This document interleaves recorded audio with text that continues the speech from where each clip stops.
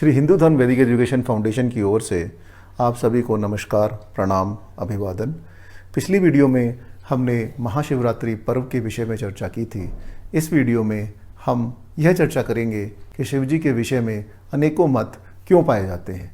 शिव जी के संबंध में अनेकों मत पाए जाने का एक कारण तो यह है कि शिव जी के क्रियाकलाप अत्यंत अद्भुत हैं। शिव महापुराण के अनुसार शिव जी ही परम ईश्वर हैं, समस्त सृष्टि के मूल एवं सभी के आराध्य हैं। सभी देवताओं में प्रधान होने के कारण वह देवों के देव महादेव कहलाते हैं। शिव इन दो अक्षरों के नाम का एक बार भी उच्चारण करने से मनुष्य के समस्त पाप धुल जाते हैं। सर्वप्रथम तो शिव जी कौन हैं, इस विषय में चर्चा करनी आवश्यक है। शिव जी परब्रह्म भी हैं तथा परमात्मा भी, परंतु शिव तत्व को पूर्ण रूप से समझना अथवा शिव तत्व का वर्णन शब्दों के माध्यम से करना उसी प्रकार असंभव है जैसे आकाश का वर्णन करना।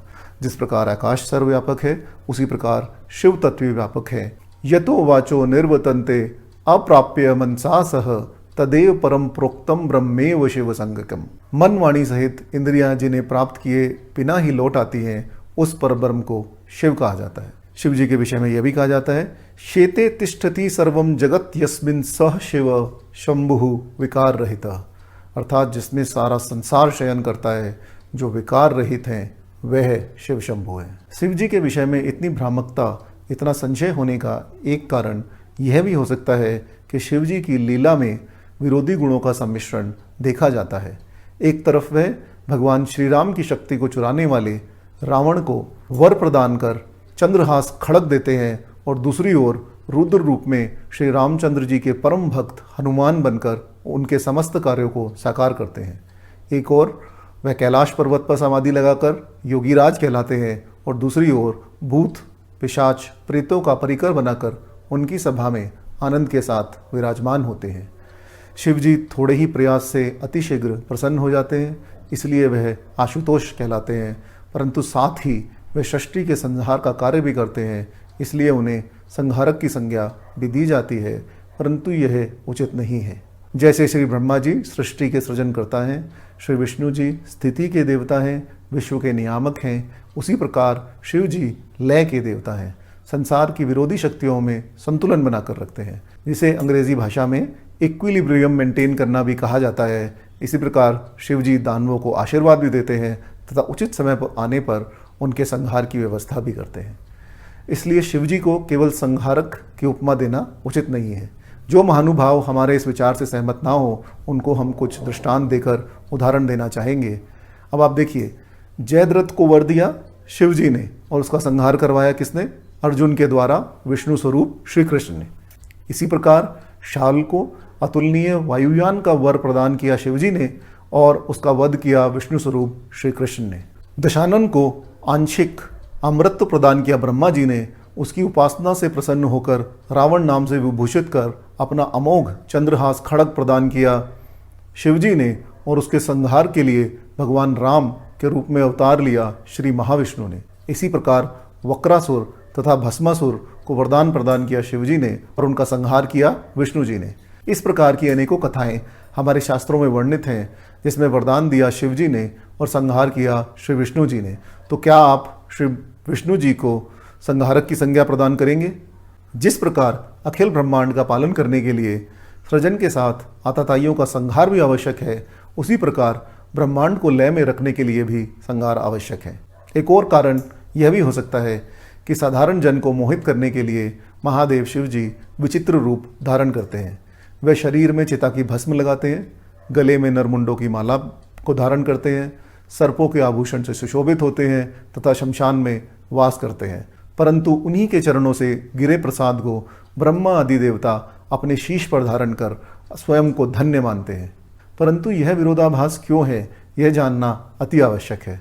जो अपनी प्रलयात्मक शक्ति के द्वारा समस्त संसार को नष्ट कर शमशान बना सकते हैं, उनका निवास स्थान घर में ना होकर शमशान में ही उचित है। इस कारण शिव शमशानवासी हैं। समस्त जीव तथा संसार प्रलय स्थिति में जलकर भस्म हो जाते हैं, इस कारण शिव जी के बदन में भस्म लिपटी हुई है। शिव जी दुष्टों के नाशकर्ता अत्यंत बलशाली है, इस कारण नाशकारी काल सर्प उनका आभूषण है तथा त्रितापों अधिदैविक, अधिभौतिक तथा अधिदैहिक से मुक्ति प्रदान करने वाला त्रिशूल इनका शस्त्र है। शिव जी स्वयं विषपान करके नीलकंठ कहलाने वाले हैं, परंतु समस्त जगत को अमृत प्रदान करने वाला चंद्रमा इनके भाल पर सुशोभित है। शिव जी का वाहन असीमित बल का परिचायक वृषभ धर्म का प्रतीक है। वृषभ के चारों पैर ही धर्म, अर्थ, काम और मोक्ष स्वरूप है। चाहे कोई कितना भी बलवान क्यों ना हो, काल सभी का वध करता है। इसी कारण सबसे बलवान जंतु शेर की भी खाल खींचकर शिवजी ने अपना आसन बनाया हुआ है तथा गजराज की खाल ओढ़े हुए हैं। शिवजी त्रिनेत्र हैं, त्रिशूलधारी हैं, त्रिपुंडधारी हैं तथा शिवजी को 3 पत्तों वाला बेल पत्र अर्पित किया जाता है, क्योंकि शिवजी तीनों जगत स्थूल, सूक्ष्म, कारण, तीनों अवस्थाओं जागृत, स्वप्न, सुषुप्ति, तीनों शक्तियों क्रिया, ज्ञान, इच्छा, तीनों लोक, भूलोक, भूर्लोक तथा स्वरलोक, तीनों गुणों सत्व, रज तथा तम से परे तथा तीनों तापों अधिभौतिक, अधिदैविक एवं आध्यात्मिक ताप को दूर करने वाले परातीत परब्रह्म परमात्मा है। ओम तत्पुरुषाय विद्महे महादेव धीमहि तन्नो रुद्र प्रचोदयात्। तत्पदार्थ परमेश्वर रूप अंतर्यामी पुरुष को हम जाने, उन महादेव का चिंतन करें। वे भगवान रुद्र हमें सद्धर्म के लिए प्रेरित करते रहें। यही हमारी महेश्वर शिव से प्रार्थना है। हमारे साथ बने रहिए। अगले भाग में हम चर्चा करेंगे कि भगवान शिव को परब्रह्म तथा परमात्मा स्वरूप क्यों कहा जाता है। यस्य यांके च विभाति भूधर सुता देवपगा मस्तके भाले बाल विधुर्गले च गर्लन यस्यो रसी व्यालराट सोयम भूति विभूषणः सुरवरः सर्वाधिप सर्वदाः शर्वः सर्वगतः शिव शशिनिभः श्री शंकर पातु माम। अर्थात जिनकी गोद में हिमालय सुता पार्वती जी, मस्तक पर गंगा जी, ललाट पर द्वितीय का चंद्रमा, कंठ में हलाहल विष और वक्षस्थल पर सर्पराज शेष श्री शोभित हैं, वह भस्म से विभूषित, देवताओं में सर्वश्रेष्ठ, सर्वेश्वर, भक्तों के पापनाशक, सर्वव्यापक, कल्याण रूप, चंद्रमा के समान शुभ वर्ण भगवान शंकर जी मेरी सर्वदा रक्षा करें। ओम नमः शिवाय। ओम नमो भगवते वासुदेवाय।